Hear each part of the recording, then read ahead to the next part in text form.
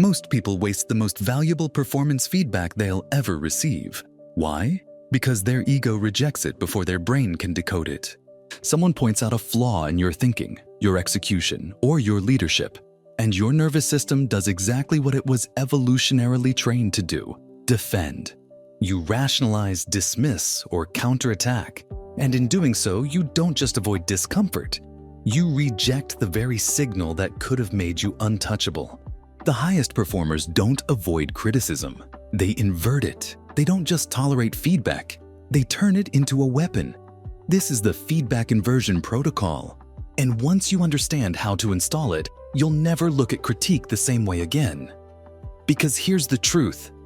Feedback is a form of energy. It's compressed information, emotionally charged, and delivered in real time. That means it's not just cognitive, it's neurological. Your brain processes feedback as a potential threat. It activates the amygdala, which triggers a cortisol response. Your heart rate increases, your prefrontal cortex, responsible for executive function, goes partially offline, and you become reactive. This is the biological reason why even intelligent people behave irrationally when challenged. But here's the key. The moment you recognize this threat response, you gain access to a backdoor in your own operating system. Because your perception of feedback determines whether it triggers regression or optimization. That's not motivational fluff, that's brain science. And it brings us to the first step of the protocol: intercepting the limbic spike. The next time someone gives you critical feedback, your job is not to analyze it. Your first job is to hold the frame. You do this with a 3-second delay. You do not speak, you do not nod, you don't defend, you pause. 3 seconds of stillness. What this does is rewire your response pattern. It overrides the automatic defense loop and re-engages the prefrontal cortex. You're signaling to your own nervous system that this input is not dangerous. It's data. That pause is the first layer of control, and it's not just internal. The person giving the feedback will subconsciously interpret your silence as signal stability, which shifts the power dynamic in your favor. You've just inverted the frame without a word. Most people lose authority during feedback. You've just gained it. That's step one, and it creates the space to install the next layer of the protocol. Now that you've intercepted the biological spike, you're ready for the second phase, signal extraction. This is where most people go wrong. They focus on tone instead of content. They get distracted by delivery and miss the embedded intelligence. The truth is, feedback is rarely wrapped in a perfect package. High performers don't expect polish. They extract signal from noise. And your ability to do this determines whether you stagnate or evolve. Here's the system. When feedback hits, you ask one internal question. What pattern is this pointing to? Not what was said, not how it made you feel, but what repeatable, identifiable behavior does this comment highlight? Because if it's a one-time event, you can ignore it. But if it reflects a consistent pattern, even if delivered clumsily or with ego, it contains leverage. This is called pattern mining, and here's how to do it in the field. You write down the feedback, not in full sentences, just in fragments. Then you force yourself to categorize it into one of 3 domains: execution, communication, or presence. Execution is what you did or failed to do. Communication is how you said it or how it was perceived. Presence is how you made people feel or how your behavior landed socially. Why these 3? Because every feedback loop fits into one of them. And when you label the domain, your brain stops personalizing the feedback. It starts operationalizing it. You're no longer the target. You're the analyst, and that shift gives you distance, which gives you power. Let's make this concrete. Someone tells you, you come off as too intense in meetings. The amateur response is defensiveness. The pro response is pattern mining. You ask, does this reflect a pattern? Have I heard this before? If yes, what domain does it land in? That's presence. Now it becomes an input. You don't react. You refine. You adjust modulation, body language, or verbal rhythm. You're shaping perception without changing your mission. That's tactical leadership. And this brings us to the third step in the protocol, reframing the source. Because even once you extract the signal, your ego might still resist the messenger. This step fixes that. You've neutralized the emotional spike, mined the actionable signal, and now it's time to master the third layer of the protocol, reframing the source. This is the part that separates elite operators from everyone else. Because here's the trap. Your brain evaluates feedback based on who said it, not what was said. If you don't respect the person giving it, your ego automatically discounts the message. That's a fatal error. It's like throwing away a gold bar because it came in a cardboard box. To bypass this trap, you need to shift your evaluation criteria. Stop asking, "Do I like this person?" or "Are they qualified to judge me?" Instead, install a new filter. Ask this: could there be 10% truth in what they just said? That's the protocol, just 10%. You're not accepting the whole message. You're scanning for the fraction that contains leverage. And here's why this works. Neuroscience shows that when you frame a critique as partially true instead of absolutely right or wrong, your brain enters exploratory mode instead of defense mode.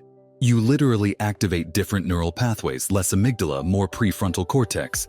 That means you're thinking strategically, not emotionally. You're hunting for advantage, not protecting identity. This tiny reframing move, searching for 10% truth, keeps your system online while others short-circuit. It turns every interaction, even from critics or competitors, into free intelligence. Let's make this tactical. You're in a meeting. Someone challenges your idea in front of the group. Maybe they're being political. Maybe they're insecure. Doesn't matter. Your brain wants to fight the person. Your protocol is to filter the signal. You scan for that 10%. Maybe your message lacked clarity. Maybe your tone didn't land. You isolate it, log it, and update your behavioral model. What just happened? You made an emotional ambush fuel your calibration system. That's elite behavior. And over time, this habit compounds. You become harder to rattle, faster to adapt, and more accurate in high-stakes communication. But there's one more thing you need to do. Because feedback isn't just about what you receive. It's also about what you request. The next layer of this protocol installs a performance accelerant most people never access: targeted signal sourcing. Most people treat feedback as a reactive process. They wait until it's handed to them, usually wrapped in discomfort or social tension. That's low-level operating. Top performers don't wait for feedback. They engineer it. They create a closed-loop system of accelerated refinement by sourcing signal on demand. This is the fourth layer of the feedback inversion protocol: targeted signal sourcing. Here's how it works. You identify one specific behavior, decision, or communication pattern that's currently limiting your output. Not vague concepts like confidence or leadership. Concrete inputs like how you start meetings, how you frame objections, or how you close pitches. Then you choose a high-context observer, someone who sees you operate in real time. This could be a colleague, a client, or even a competitor. You give them a single instruction. Ask them this: what is one thing I do that lowers my perceived credibility without me noticing? That phrasing is everything. First, it removes the need for politeness. Second, it targets a blind spot. Third, it primes their brain to give you honest, high-quality data. And when they respond, you don't justify, you log. You don't explain, you extract. You mine that insight for patterns using the same domain model: execution, communication, or presence. Then you build a micro-adjustment. One tweak, one variable, one behavior shift. Not a reinvention, a refinement. Let's say the feedback is that you rush your final sentences in high-stakes conversations. That's communication. Your micro-adjustment is to insert a 2-second pause before your last point. That tiny change installs the perception of finality and control. The feedback becomes behavioral software. And when you do this weekly, one prompt, one observer, one tweak, you compress years of trial and error into days of precision refinement. This is how reputations are built in silence. Not by doing more, but by deleting friction from your signal. And as this loop installs, something else happens. You stop fearing criticism. You start hunting for it. You rewire your identity from the inside out. But to lock it in permanently, there's one final phase you need to execute. Because the most powerful version of feedback isn't what you receive from others. It's what you generate internally, on command. The final external layer of the protocol is complete. You've learned how to intercept emotional reactions, mine for actionable patterns, reframe flawed sources, and install a feedback loop that runs on demand. Now we go internal. This is where high performers separate themselves permanently from the pack. Because while average performers need constant feedback from others, elite operators build internal diagnostic systems. They don't wait for input, they self-generate signal. This is the fifth layer: internalized performance mirroring. It's a cognitive mechanism you run after every meaningful interaction, presentation, negotiation, or execution block. Here's the technique. Immediately after a performance moment ends, you run a mental simulation. You close your eyes and ask yourself one surgical question. If I were watching myself like a strategist, not a participant, what would I flag? That framing does two things. First, it forces distance. You're no longer emotionally attached to what just happened. You're analyzing it from above. Second, it activates the dorsal anterior cingulate cortex, the region of the brain responsible for self-monitoring and error detection. That's not self-judgment.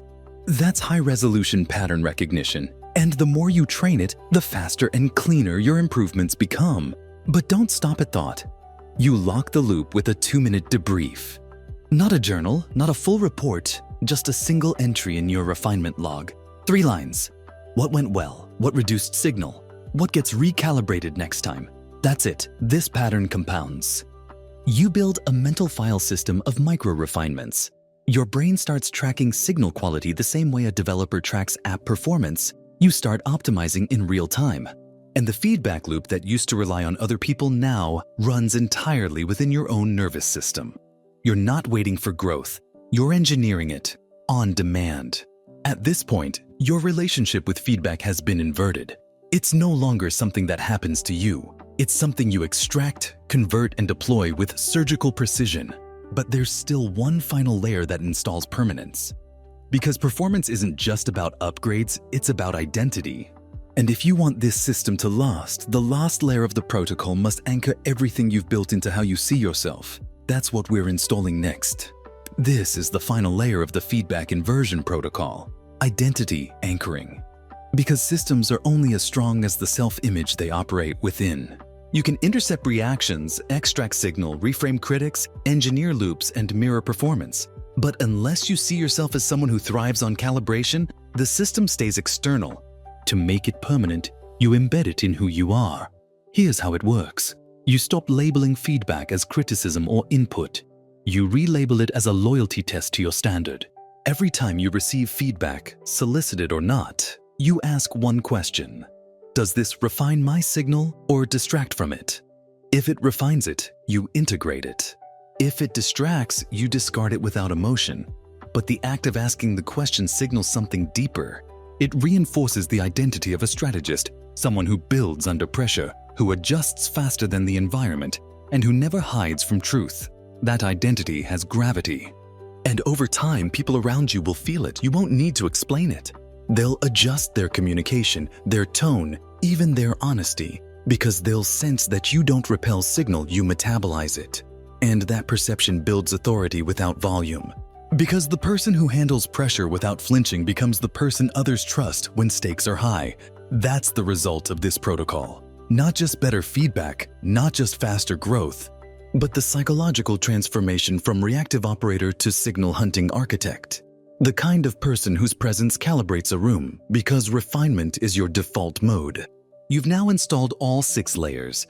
Intercept the spike, extract the pattern, reframe the source the signal, mirror the moment, anchor the identity. This is the feedback inversion protocol. And once it's installed, you no longer wait to be shaped by your environment. You shape yourself in real time. If you found leverage in this system and you're ready to keep building your arsenal of tactical mental software for elite performance, subscribe to Success Code now. Because this isn't motivation. This is infrastructure for people who play to win.